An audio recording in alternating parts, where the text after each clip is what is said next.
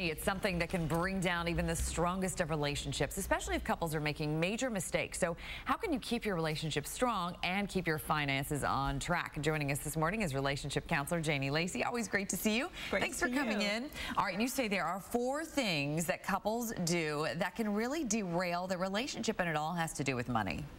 Just with money, we marry each other or we get into relationship opposites in personality. The same thing happens with money. We marry our opposite with money. And there are a lot of mistakes that couples make when they go into relationships or when they're already in a relationship because of how they handle conflict resolution skills. So when we look at one of the first mistakes that couples make, it's avoiding the money talk altogether.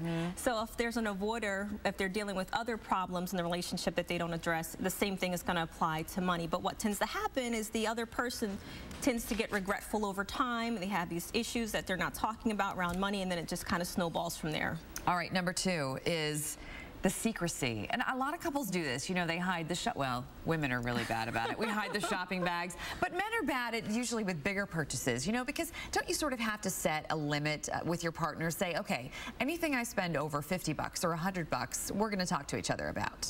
If they're doing number 1, then more than likely they're not going to have a problem with number 2. But financial infidelity, it erodes the trust of relationships. So if they're not talking about, do we need to have separate accounts for our discretional income where we can spend a certain amount without checking with each other? Do we need to talk about what's the limit that we're going to check with each other? Because it's hard to rebuild trust once trust is broken, especially when it comes to money. Absolutely. And in this day and age, don't we really also need to have a household budget? A lot of us are guilty of really not budgeting our money. We don't even know where it goes.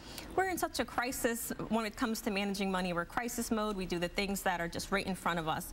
But we don't think about the things that we're going to need to budget for, savings, paying off debt. So for many couples, one of the things that they'll fight about in my office is about the debt management. But if they don't have a budget, how are we going to pay off this debt? How are we going to save? How are we going to, if one person's making more money than the other, is that person going to be putting more of a higher percentage to the household bill? So they need to talk about these things.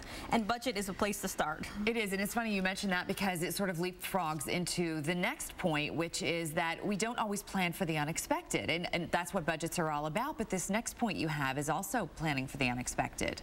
None of us live forever, but sometimes, especially the younger we are, we think we do. So planning for life insurance, having a will, having a health directive, all these things need to be talked about, because if not, especially if you're in a marital relationship and you haven't updated your retirement accounts and all these things, this can go to a former spouse, it can go to a family member. And if you're not around, you're not going to be dealing with all the problems that your spouse left behind is going to be dealing with. So it's important to plan for the future, think about the priorities and what's important for your family right now. We always avoid the tough subjects, don't we? I mean, that's one of those tough subjects we just don't like to talk about. Money and sex. These are the hot topics for couples. It keeps you in business, right? It keeps you very busy. It does. Yes, it does. Janie Lacy, always great to see you. Thank you so much for coming in this morning. All right, we're talking birthdays now.